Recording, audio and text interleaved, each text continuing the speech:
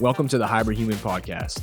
My name is Zach Ryan, and each week myself and my co-host Chase Price will be exploring the intersection of wellness, business, entrepreneurship, and more. Get ready to learn, grow, and evolve with us on the Hybrid Human Podcast.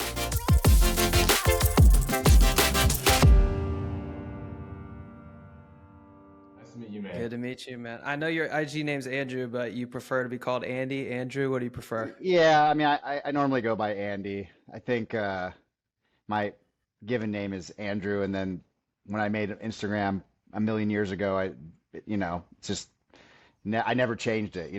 People are like, oh, Chase Fit or like Glaze runs or something, but I was just always it's just like I'm just a normal guy, so it was like I never made an account like that. Yeah, I didn't realize I was gonna have 100,000 followers. No, good problem to have though. Love it. Really good problem to have. So I'm just gonna, if it's cool with you, you took a look at the outline, so you kind of know where we're headed with everything. But if it's cool with you, we can just dive in. Is that all Yeah. right? Cool, brother. Well, incredibly excited to have you on. Thank you so much for joining us. A lot of it is going to be selfish for me because I'm a runner. I'm an ultra runner, so there's so many things I want to ask you in that regard. But kind of before we get to the fitness aspect, I'd like to take it maybe mindset first and go a little bit back into early life of Andy Glaze and the come up for you. And, was there anything I think you got into running, and I'll let you explain your story yourself, but I want to say maybe I read around 24. I'm curious about beforehand, is there anything mentally, these challenges maybe that you're going through? Because, we think about guys who run far distances. We think of Goggins, guys like that got demons, right? And I'm just curious, like, is there anything in your come up where you had demons or things that you were fighting to kind of give you that mentality that you ended up with nowadays? I mean, I think the main demons that I dealt with before I became a runner, a lot of just had to do with, sort of like when I was a teenager, I was a bad kid. And when I say a bad kid, it means, I did drugs, I ditched school, I ran away, I did all the sort of bad kid things, hung out with the wrong crowd. Up until I was like 13, I was very athletic. I played football and like sports in general, and then sort of got into that bad crowd between like 13 to 16 and started, doing drugs, started doing less activities, physical. And yeah, at the same time, like right around when I was like 15, 16, like my dad got diagnosed with cancer. We sat down and had this whole talk where he said he was only had 6 months to live, which, 15, 16 years old, I didn't really have the emotional intelligence to know how to deal with that. So of course, I dove like deeper into drugs and just, bad behavior, which I'm sure was terribly difficult for my father at the time. But I mean, I think those are like teenage demons. And then I got like sent away to a like bad kid school in Massachusetts. So that was like challenging.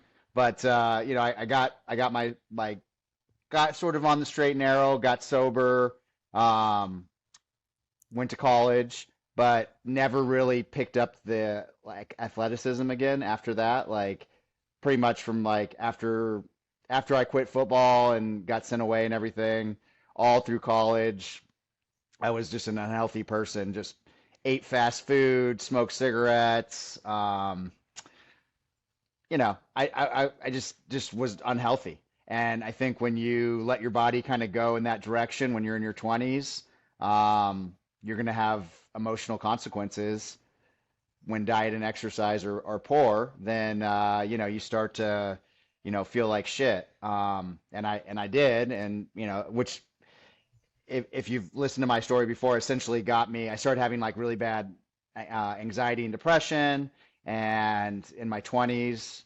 After college, and that's what led me down the road to exercise. I basically had friends that were like, hey, maybe you should try exercise. You're only in your 20s and you're feeling all this stuff. Like, I'm not a like at that point in my life, and it's still at this point in my life, I'm not a huge fan of like taking pills to solve problems. So Right. like you know, half of society was like, "Oh, you have anxiety and depression, take Prozac or take Wellbutrin or whatever was the new hip drug at the time that made you feel better." And having come from like sobriety and like getting like clean and stuff in my younger age, I wasn't really hip on taking um, like a drug to make me feel better. So, I went in a different direction and like started exercise and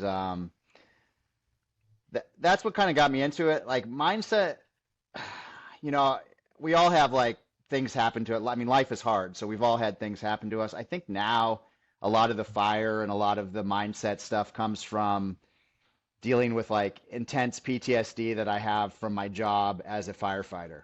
Um, Hmm. I see a lot of really terrible stuff, and it's very hard to like emotionally deal with that. There's therapy, there's things like that, but like for me, what I've found works the best is like sort of the extreme running because it gives me an outlet to really push everything into. And I think as I've gotten older, as I've got, PTSD, it kind of stacks. So it's like when you're early in your career and you're a young fireman, you don't really notice it. And then the more and more calls you have, the more lack of sleep, the more traumatic things you see, it builds. And a lot of times it can get to a point where, it explodes. We're dealing with pretty much an epidemic of suicide in the fire service right now. It's like one of the number one killers of firefighters. And Wow. so, there's all these programs to deal with it and they're really great. But for me personally, it's running. So, or exercise in general. I don't know if that answered all the question, but I, Yeah. I have some demons from when I was younger, and I have some demons from being an adult. And I just try to deal with those the best way I can, which is through exercise, I guess. Yeah. No, that makes sense. And I just learned that you were a firefighter. You're a captain. I guess is it a precinct or how exactly does that work? We're city, so it's like Okay. I'm a captain of a fire station one in the city I work, and I'm on the truck, which is the big long with the 100-foot ladder. Yep. So. Okay. And so when did that journey start for you? Was that at the same time when you were a young man trying to figure out who you were, or was that later in life that you discovered this is my career path? So I mean, this is a second career for me. Kind of with the inactivity and all that. Like I'm like a computer dork or a geek or whatever you want to call it. Like the computers came up when I was at the right, like the perfect age. So like, like 12, 13, 14, got my first computer. And then all through college, like I worked on computers. I worked for the college, like running their network and doing all sorts of stuff like that. And then just progressed into that. And, yeah, I mean, got to this point like in my late 20s when I was just really, really tired of staring at a computer screen. And so, and I was becoming more active. Like obviously when I started exercising, it's not like I went from like 0 to 100. I was going to the gym, lifting weights, running, 5 to 6 miles every couple times a week. Like nothing too extreme, but like, working out. Um, and so it was becoming a bigger part of my life. I was starting to like do 5Ks and 10Ks and things like that and liking them. So, um, in my like sort of like midlife crisis at 30, I was like, I need to do something different. And, which is always scary because obviously computers pay well, but it just not very fulfilling emotionally and didn't do what I needed it to do. So yeah, I got into it in my 30s and early 30s, and now I'm 45. So I've been in the fire service, I think like 14 years or something like that. 14, 15 years. Yeah, I got it. And so when I think about you, the first thing that comes to mind is Positivity. It's smile or you're doing it wrong. This classic catchphrase that you have, Right. that's so amazing and one of my favorite parts about you. And when I think about that persona and all this positivity, it seems polar opposite of kind of what your come up was. And is that kind of, what you use as fuel to be that person that maybe you didn't have back then when you were fighting, these demons and you were going through this depression? Do you even think about that? Uh, I mean, I was raised with the whole idea of positivity. My dad was really big on it. And so, um, I don't think I probably focused on it during those dark periods of my life. Thinking back on it now, and the way my dad raised us, and then later in life, like my dad and I becoming really, really good friends as adults, which is like, I think it's always a hard transition. Like you become a man and it's a hard transition from becoming a boy to a man with your relationship with your father. And my dad and I definitely had our ups and downs, during during that period. But the last, I don't know, last 15, 20 years, like, we were really good friends. And so he obviously had a lot of influence in my positivity and thoughts of positivity. So I like to attribute it to him as, a role model and influence on me. As it's become more like a part of like my social media presence, like I spend more time thinking about it, but I think that it was just sort of like who I was because of how he raised me and not really, I before social media, it's not like I was pushing it out to anybody other than, my friends and family. So now all of a sudden I have all these people that follow me, which is, a bizarre sort of reality. It's like I went from just a normal guy, and now all of a sudden I'm reaching hundreds of thousands of people, and it's a weird reality to live in. When I'm 45, it's not like I've ever experienced this before. Probably 5 years ago, I had 700 followers on Instagram. And so it's just like, and there was no TikTok or anything like that. So um, Yeah. it's different.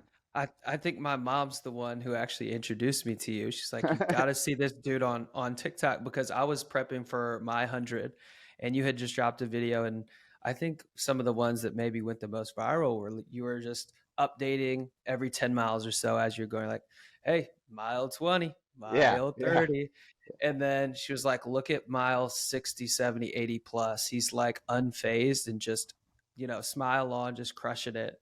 And I was like, man, I hope to God, like when I'm at that phase in the race, I feel even half as good as he looks like he feels right now. I'm curious, Zach, what your intro to Andy was. Yeah, it's funny. I remember my first video was you with I think it's like an Insta 360 or something that you may record on, but Yeah. you were just out on a trail somewhere, just solo. You're doing like I don't know how far, but 50, 60 mile run solo, just like your own crew. And I was like, this guy is an absolute animal. I need to figure out his story. And that was kind of my intro to you. So when Chase had mentioned like, hey, Glaze is interested in hopping on the podcast, I was super excited because, I've not run an ultra. I actually paced Chase for 20 of his 100 miler, which was a great experience, but I've done marathons. So marathons is more my thing, training for an Ironman, whatnot. So seeing your Sure. approach, experiencing, Chase's ultra journey, and just understanding like the entire experience and the entire crew that goes into it. When I saw you just go out there and do a solo, 60 or whatever it was that day, I was like, I got to talk to this guy. So that was my intro to it. So yeah, full circle moment. I do like the solo Sufferfest for sure. I Yeah. have to give you props for that, man. Like the solo thing, I don't think people realize like how much of just task that is not to have crew at the aid stations and shit. Like why? So that seems to be your preference. I'm just curious why. I mean, at the core, it's because it's like way harder. And also, I like to just be really reliant on myself. I have like, I feel kind of bad when I have a crew. I know I feel like guilty. Yeah. Um, Yeah. my wife, like, I do a race or I try to do it every year called UTMB, and it's in Europe, and it's very extensive. But she'll always crew me for that, and I feel bad because like I'll be running for like 10 hours. I won't see her for like 10 hours, and I show up at an aid station. Meanwhile, she's taking this little teeny bus on these windy roads in the mountains. It's super sketch. She gets there. She has to wait for like an hour in the cold for me to show up. And then I show up and I'm there for like 2 minutes. And I'm like, all right, I got to go. And for me, I feel bad about that. Maybe it's like I don't want to feel selfish. And then I think also like it's a lot easier to quit if you have crew.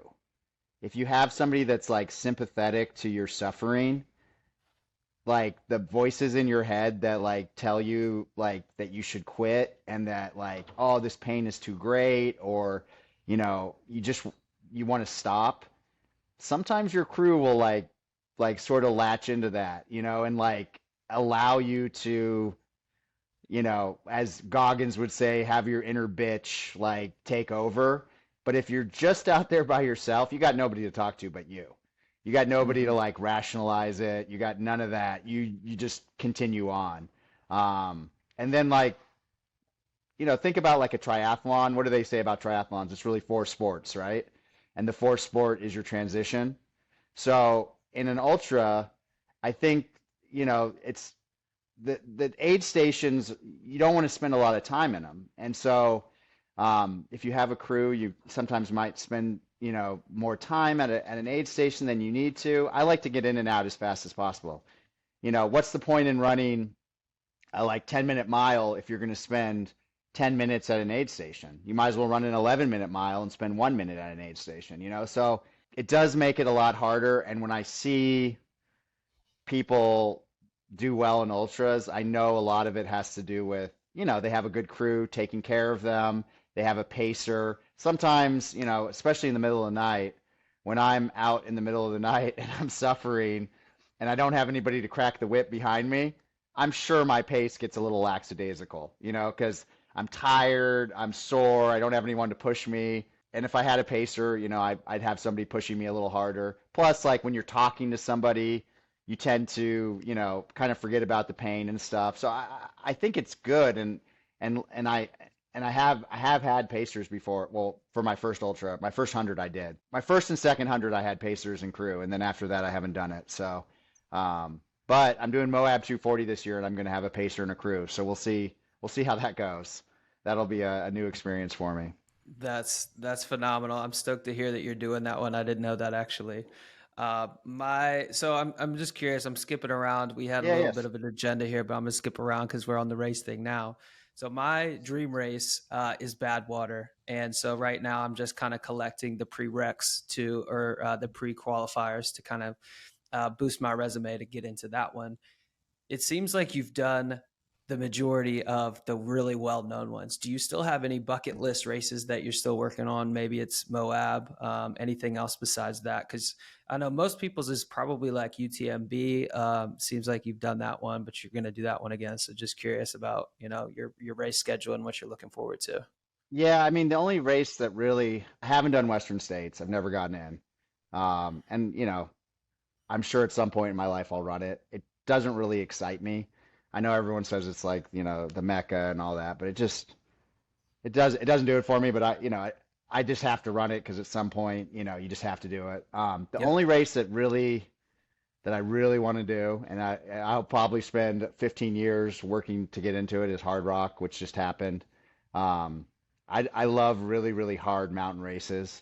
And so that would probably be my only bucket list, like for like America, but like in general, I just really like traveling and racing. So bucket list in general would just be to go to different countries and run 100-milers or longer in different countries. I really enjoy that. So, but in America, really just Hard Rock, which is very similar to UTMB in the sense that you have about 33,000 feet of vert or 10,000 meters, over 100 miles, which, it's just a lot of just straight up, straight down, straight up, straight down. And just in a really beautiful area. Badwater, on a side note, one of the top things you can do for Badwater to get in is to crew somebody at Badwater.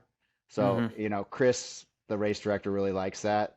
So it's good to build your resume. It's good to do all that. But like for me, he didn't let me in until I had gone out and crewed somebody.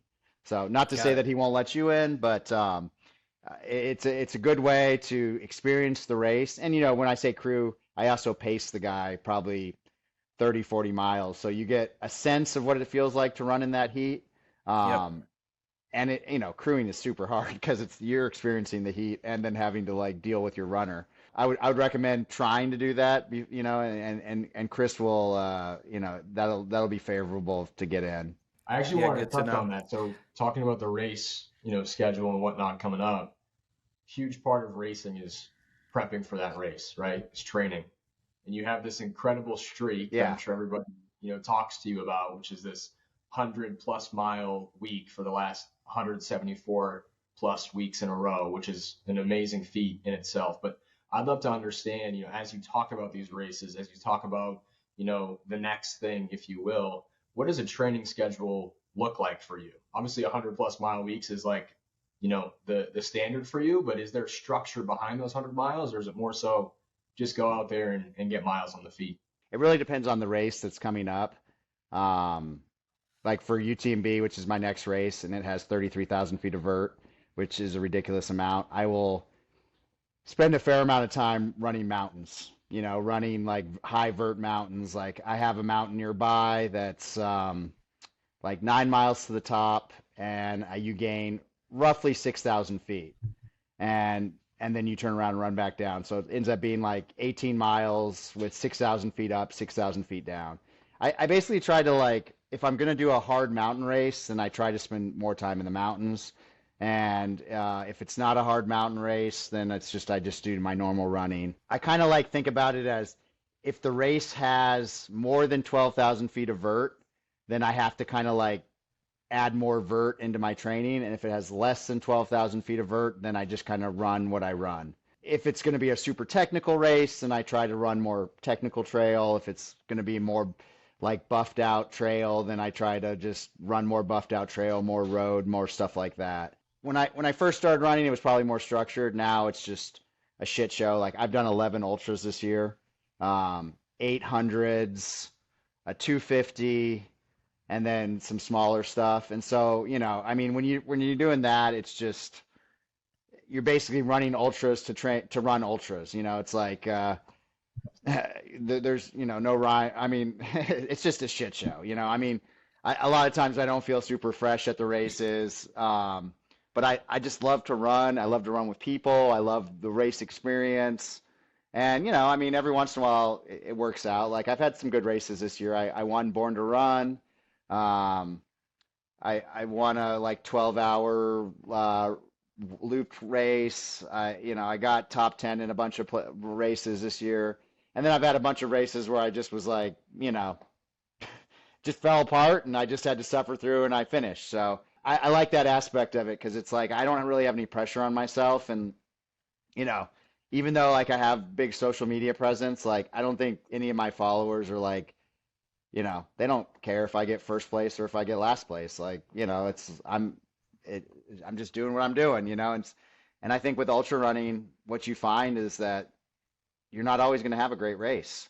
And so you have to make a decision like, are you going to quit? And I've quit a lot of 100 milers, I've quit a lot of races, or are you going to like endure and suffer through? And right now I'm more in that mode than like, like I think a lot of the pros, like if you look at their ultra sign up or anything, if they're having a bad race, they just quit, and Yeah. because like they don't want it on their like record that, I got 20th place, and I think that's cool. If you look at Hard Rock this year, which just happened last weekend, you had a lot of pros have a really tough race, and they didn't quit, and I think that's awesome. Like, yeah, they might have got like 15th, 20th place, but they didn't quit, and I think that shows a lot of respect for the race because, you're not always going to be in the top three, even as a pro. That's just a side note on ultra running, in general. I've won some races and I've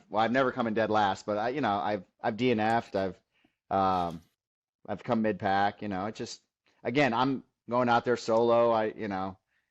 Probably not a lot of people that have run 4,000 miles in a year and then, had a 140-mile week the week before and then run a 100-mile, solo. So who am I really competing against that's doing the same thing I'm doing? Probably not a whole lot of people.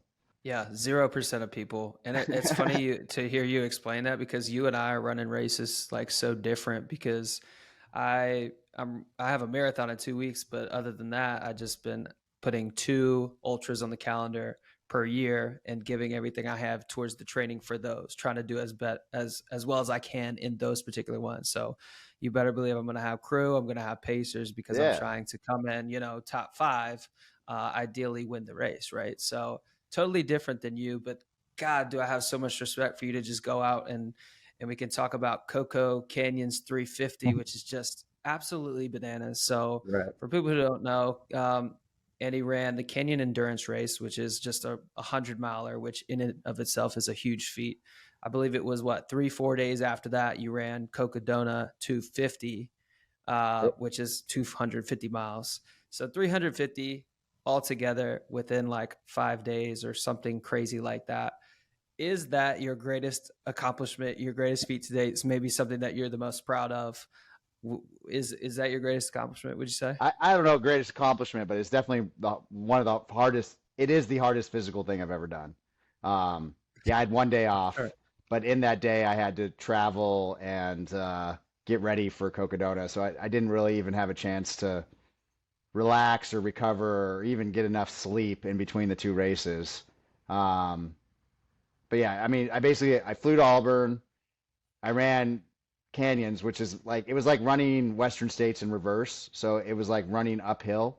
And it had like 17,000 feet of vert, which was a fair amount, but it was almost 100 degrees, which was like a shock. Like no one was expecting the heat. So yeah, that was hard. And then I finished in the afternoon. I think it took me like 28 hours. 65% of the race DNF'd because of it was so hot. So Wow. only like 35% of people finished the race. Finished it after 28 hours, and then literally had to drive to the airport, get on a flight, and fly to Phoenix, and then get a hotel room and, start getting my drop bags and everything ready for Cocadona. Drop them off the next day at Cocadona, and then the next morning ran the 250 miles. So, and I did all of it again, solo, uncrewed, by myself. I I went deep in the pain cave on that one and deep in the exhaustion and um yeah, it was I think I was up for 41 hours and then, slept for a couple hours and then was up for another 42 hours straight during Cocadona before I took my first nap. It was something. And then of course the whole time I vlogged it, which I'm sure was, you know, an interesting experience for people that followed along because Yeah. it wasn't all rainbows and unicorns and happiness. There was some dark moments in those races, but the best part is that I finished and I was successful. And I think starting that, I didn't know that I was going to be successful. He talked about how many things could go wrong in a scenario like that. Just the airlines could have screwed me over. But yeah, a lot could have gone wrong and it didn't. And I feel pretty happy about that accomplishment. Yeah, as you should. After my first 100, I couldn't walk for, I think it was 3 days. I blew my knee up. Finished, came in second, all that good stuff, but I blew my knee up and could not walk. Like my wife had to bathe me type situation going Right, on. right. Which, Mitch, maybe early on in your career you've experienced some of that. I'm sure Oh as yeah. you've done more and more, your body's like, this is just what we do. It's kind of accommodated, right? Well, I mean, I'm still really broke off. That's my favorite feeling in the world is that like where Me you too. feel like you just can't even do anything. It's like, and I'm like, I did something hard yesterday. I just love that feeling. Like somebody hit me up on the DMs, I think yesterday or the day before, and they're like telling me all these symptoms. Like I ran 50 miles and like, I can't eat, I can't sleep, I'm so sore. And they're like listing all these horrible things that are happening to them. And I'm like, isn't that the best? They're like, what are you Yeah, talking about? I'm like, trust me, it's that's the only going to magic. last for like a day or two, and then it's going to go away, and you're going to crave that feeling. And that's what I crave that feeling every time that like, oh, like I just wrecked myself. It's the best. I almost love that more than I love the race. What is recovery for Yeah. you? from, a race like that? I mean, I obviously mean, in your 100, but, post 350 or on a day to day, what does that look like? so post 350, I honestly, I mean, I woke up, I finished sometime in the afternoon. I don't know, like I think between 1 and 3. I was so out of it, I don't really remember. But I mean, my recovery was just like, I ate a bunch of good food that night, um, and then slept and woke up the next day, and I think I ran 3 or 4 miles in the morning. And then the following day, and then I ran again in the evening. I normally do twice a day, but I think I only got like 8 miles total for the day. And then the next day, I flew home, and then my wife, I got home in the evening, and we woke up super early, and I ran a half marathon with her.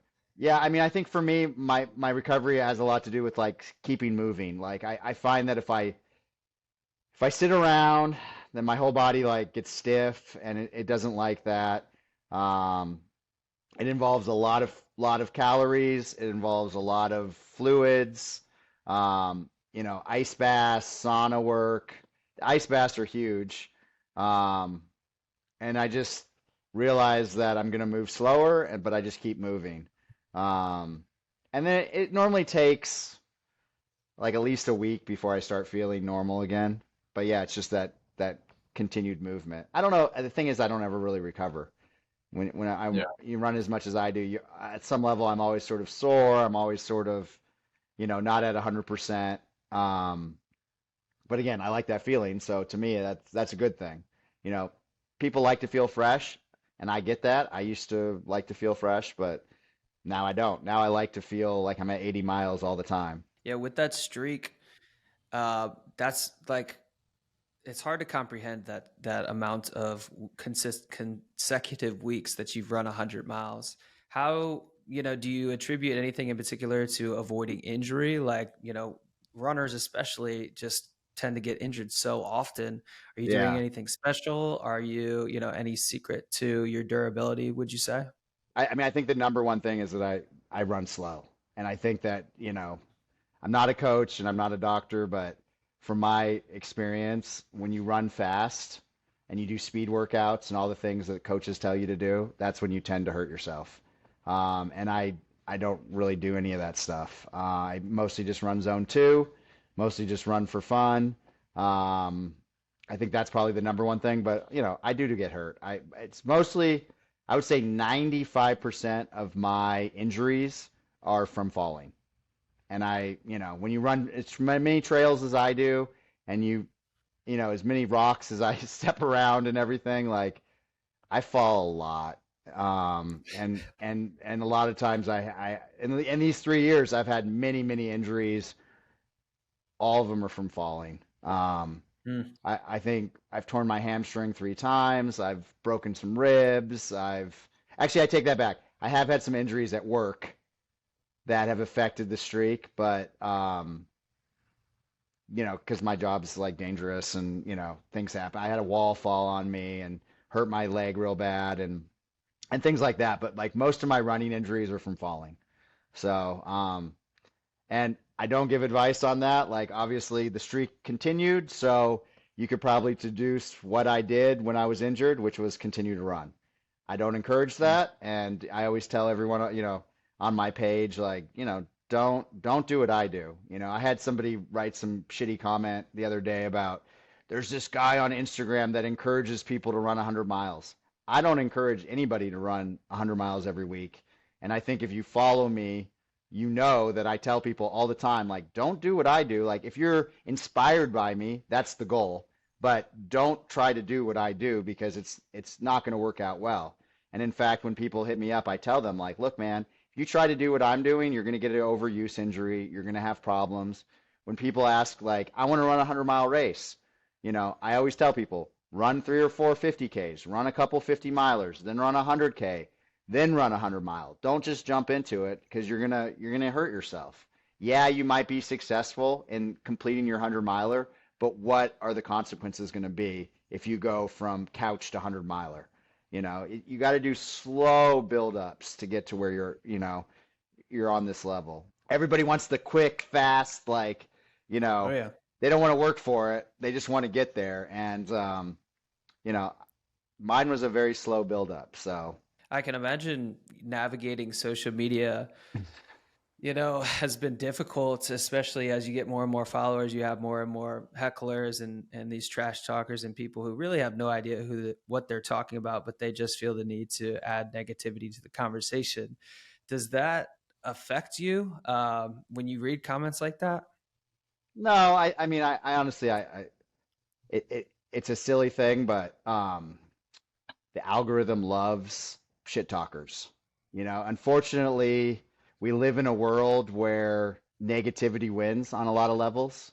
And so, in my mind, when somebody's shit talking and people are arguing and like it becomes a big like troll keyboard warrior like thing, in my mind, I'm like, well, this video is going to go viral, and so it doesn't affect me like negatively. I'm like, oh, this is a good thing. Like, yeah, continue on, troll. You're like the other day, this guy was just going at me, like telling me all this stuff, and I'm not, I don't like back down. I'll give it right back to them.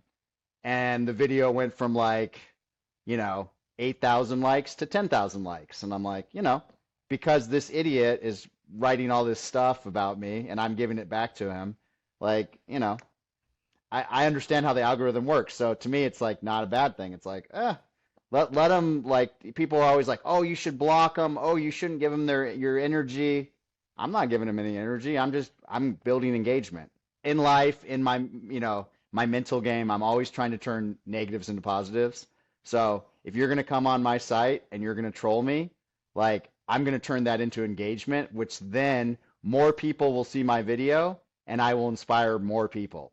So, I'll turn a negative into a positive, if that makes sense. Yeah, it absolutely makes sense. I love it. I'm one of those people, if I see negativity, I just straight block it. But, you're way ahead of me. You're already like, bro, this is what the algorithm likes. So just keep feeding it. I like that. But I Yeah. was curious about, for many of us, it did seem like you just kind of came out of nowhere and overnight success, but I'm sure it took years and years of posting and kind of figuring out what your niche was and how you were going to speak to your audience or whatever.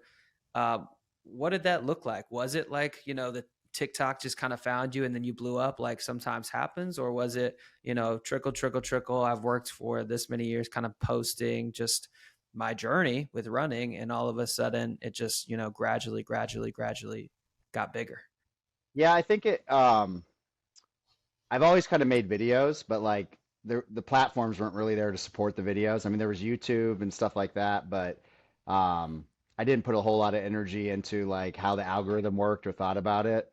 And I was an early sort of adopter to Reels on Instagram, and kind of in the beginning just did all the, whatever they did in the beginning of Reels, where it was all like you like mouthed words and did all that dumb stuff that like got you like views. I didn't really know what I was doing. I was just kind of like, oh, this funny audio goes along with running, so I kind of just made like running videos because that's what I know. And it started to slowly build like more followers, so I just kind of like followed that along. And then, TikTok came along, and it's funny, like I just that the video you sort of were talking about where I'm like talking about, oh, I'm at mile 1, I'm at mile 10. I literally made a video for that for TikTok that probably took me 5 minutes to make, and it got 11 million views. So I was like, oh, well, this is interesting because, then all of a sudden I had like 15,000 followers on TikTok. And so I started on TikTok being more of just myself, and like on Reels it was like I was the dancing monkey, and because that's Reels, you had to have the trending audio and you had to have like all that stuff to go viral. And so on Instagram I was the dancing monkey, and then on TikTok I was like Andy, the like ultra runner, and like was like being able to post like longer videos where it's like TikTok, if I made a minute-long video, they rewarded that. On Instagram, I had to make a 7-second video because they rewarded that. And then over time, I just sort of like merged those two personalities, where it was like hey, now I have like a big enough following where it's like on Instagram now I'm just Andy and I can be myself and I don't have to be the dancing clown that like mouths songs or does whatever. I still, make occasionally I'll make a running video that's, whatever, but it was very slow and organic. Like it took it took several years to get to where I'm at. Again, because I'm very like niched out as an ultra runner. Um, most of my followers are runners, so it's like it's harder to grow organically when you're just a runner, because only runners follow you basically. So it's, you look at the like top running influencers and we're all like, between 1 and 200,000 followers. Occasionally you'll get someone who's been on like Joe Rogan or something like that that gets more, but even still, you got some chick with big tits and she has 2 million followers. And what is she really offering? Just big tits. So, but everybody likes big tits. So, my wife's laughing at me, but And what Andy's offering, crusty toenails. So that's yes, the and alternative. ugly feet and do hard things, not the best selling point, and I post ugly feet videos and they get like 1 million views, but do I really like gain any followers from that? Probably not. It's just that people like gross things. I want to talk a little bit about brands or working with brands, brand deals or lack thereof, brand deals. So I know you're a guy who, you've said, I don't want to be a billboard for these companies, which I totally understand makes sense. I'm also curious, if a company aligns with you and it just seems to be a good fit, uh, would you pursue that opportunity? Is that just something that's kind of off your radar right now? How do you pursue and look at brand deals? What lens do you use to look at those? Yeah, I basically just ignore them. I guess what I've said in the past is like it would have to be more of like they'd have to be offering me an experience rather than like necessarily like money. Um, and the best example I can get is like Logan Paul hit me up and he was like, "Hey, what do you think about running the Boston Marathon in a Prime Energy suit?" And I was like, I'd do it, because not because of like Prime Energy or anything like that, but like I'll never get the opportunity to run the Boston Marathon.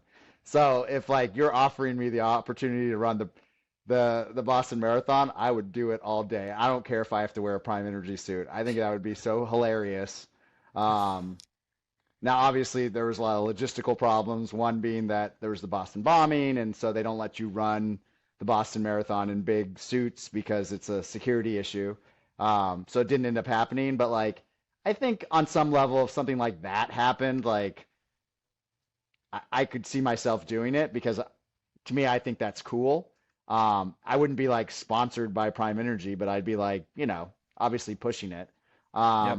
But beyond that, like, if Hoka was like, hey, we're going to fly you to Argentina to run this race, you know, make a video, something like that I could see myself doing, but I already run in Hoka, so it's not a big deal. But yeah, it's just not my thing. I'm not on social media to try to sell you guys something. I'm on social media to try to make you be a better version of yourself, and then hopefully you go inspire somebody else. And it's that whole butterfly effect of I inspire you, you inspire somebody else, they inspire somebody else. And, at the end of the day, there's some guy 20 people down the line that's getting inspired and they'd never even heard of me, and I think that's more of what I'm looking for. I have a job, I make decent money. I'm I don't need free shoes or like, whatever. I use the products I like to use. If I want to switch, then I'm going to switch. Like, I wore a Nathan backpack for years and I'm like, the thing's broken a couple times and so I'm like sort of like, well, I'm not going to run in Nathan now. I'm going to run in Solomon. Like what if I was sponsored by Nathan and I was stuck wearing a Nathan pack? I just it's not what I want to do. I want to wear what I want to wear and I want to do what I want to do and um you know that's sort of my philosophy. Do I get a ton of emails? Yes. Do I get people reaching out and DMs and everything? Yes. I just sort of ignore it. it's probably not. And again, when I talk about social media, like most of my friends that are influencers that have the amount of followers that I have, like they have like teams that help them answer DMs, like, do the posting, all that stuff. Everything you see is just me. So, um, if it's a shitty video or if it's low quality or whatever, it's like, look, I'm trying to put one video out every day, and it's hard, because it's just me, and I have a family, and I have a job, and I'm running 20 something miles a day. So, it's a lot to juggle when it's just me. And maybe I should get a team, maybe I should get a assistant to help me, and maybe I will in the future. But for now, I sort of just like the organic nature of just what you see is what you get, and it's just Andy, and there's nothing behind him, and he's just doing his thing, and sometimes I make crap, and sometimes I make diamonds, and we'll just embrace that and just realize that it's just Andy. I love it. You kind of just hit on one of the points I wanted to ask you about, Andy, is, well, first of all, the authenticity in your, approach to social media is awesome, especially with all that, is out there from a negative perspective, as you touched on. But from, I'll call it work-life balance or run-life balance, if you will. How do you balance everything that you do, from running 20 miles a day to having a family, being a husband, being a firefighter, and everything that you do? How do you approach that from a balanced perspective, if you have balance? I mean, I don't waste a lot of time. I mean, that would be the number one thing is like, I guess I'm like really, really good at time management, and I really think about, and I'm very scheduled as far as how I operate throughout the day. Um, Firefighters don't get a lot of sleep, and so we're used to operating on like minimal sleep, and it's really, really unhealthy, and I understand that it's unhealthy, but it's the reality that I live in. And if you want to be a firefighter, you're going to have compromised sleep patterns. That being said, I have a compromised sleep pattern. So most of the way I do it is I don't get a lot of sleep. I wake up every morning super early, and I try to get everything done in the morning while the family's asleep, while while they're at school or whatever. I mean, that's the number one thing is I try to get it all done early in the morning when I'm not gonna see them anyways. Same at work. Like, we get less calls in the middle of the night, and so a lot of my miles are done super early in the morning. Not to say that we still can't get a call, but it's like it tends to be less frequent because people are sleeping. And so I think the number one thing is just that. And again, it goes back to don't do what I do. I don't encourage it. I've read all the books on sleep.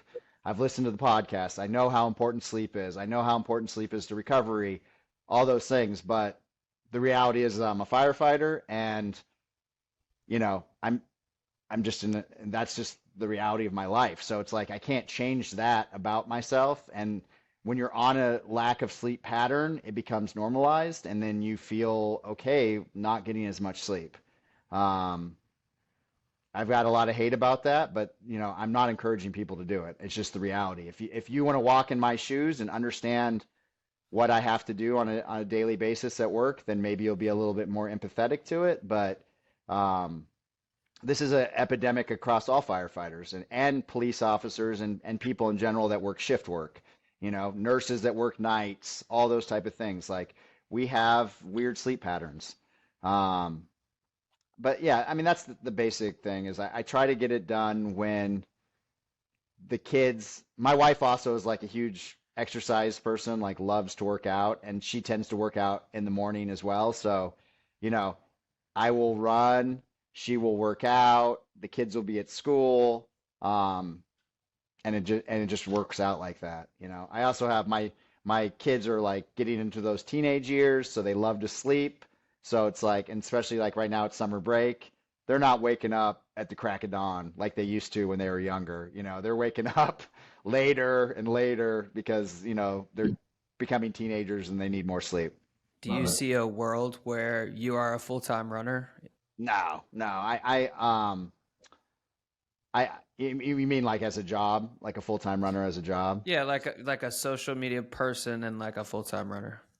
No, I mean I love my job. I mean the whole reason I got into firefighting was like I really wanted to give back, and I really enjoy that aspect, and I enjoy my crew, and I enjoy being on a team, um, and I have ambitions to like promote up the ranks. So I have goals that have to do with the fire service that I want to accomplish before I retire. So no, I mean, I don't think, and who knows what's going to happen with social media too. I mean, it's like so different now. I mean, if the pandemic hadn't happened, would TikTok have been as big as it is now? You just never Right. know what's going to happen. Like, I think if you asked 4 years ago, everyone would have thought that YouTube would be the big thing. And YouTube's still big, but like nobody saw TikTok, you know, doing what TikTok's doing. And now you got threads and Twitter war and, all that sort of stuff. I mean, it's just, you just never know what's going to happen. So I think putting your eggs in that basket would be almost terrifying. It's like, I mean, if all social media went down right now, we didn't have it anymore, like I'm still a firefighter and I'm still a runner, right? I mean, so yeah, I I like that a little bit more. Although I will say that I do find it super rewarding and I love being able to reach as many people as I do. I already mentioned it previously, but I want to bring it back. Is kind of your go-to tagline, "Smile or you're doing it wrong." Where did that originate? Is there a story behind it? It sort of originated. There was a Strava. Are you guys familiar with Strava? Oh yeah. Okay, Yeah. so there's a trail that I really really love, and there's a Strava segment, and it's called what's it called? Something like you're either smiling or you're crying, something like that. People name their Strava segments funny things, and I would run it all the time, and so I sort of thought like, man, if you're not smiling like while you're running the segment, like you're doing it wrong. And that's sort of like the like where it started. And then obviously it has progressed because I've used it for years and years and years now, and it's turned into like the whole mindset of, especially in ultras where it's really, really hard. It's amazing what a little positivity can do in a race. And also, like when I race, I like to spread that positivity, especially because I have a lot more experience than a lot of people. So if I'm running with people, I always try to talk to them and, encourage them and find out where they're from and, you know, all those sorts of things. And I find that if you can like smile at somebody when they're having a hard time, that a lot of times that will help change their mindset and they might be able to get through like a really hard point in the race. And then like, ultras are like mimic life. So it's like if you can mimic what you learn in ultras in life, then it can improve your life as well. So just the idea of we're alive, we're healthy, or at least hopefully we're healthy.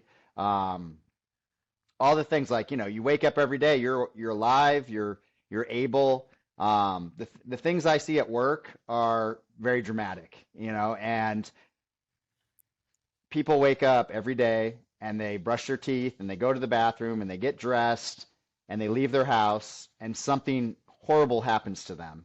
And they did not know that that was going to happen. They did not plan for that to happen, but it happened. And so every day that does not happen to you and that you can enjoy life, I feel like is a gift. And I try not to waste it and I try to stay positive and I try to smile. And I guess, that was sort of the origin, and then it's like blossomed into this like way bigger thing. Again, when it started years ago, who I had no idea that it was going to, turn into all this sort of stuff. A lot of the things I say and do, I've been saying and doing them for years and years and years, and but only to a very small audience. And now, everybody is exposed to it and it becomes a lot bigger, which I love. I mean, that's great, right? Because I'm able to, influence people to be more positive and, look at life in a different way.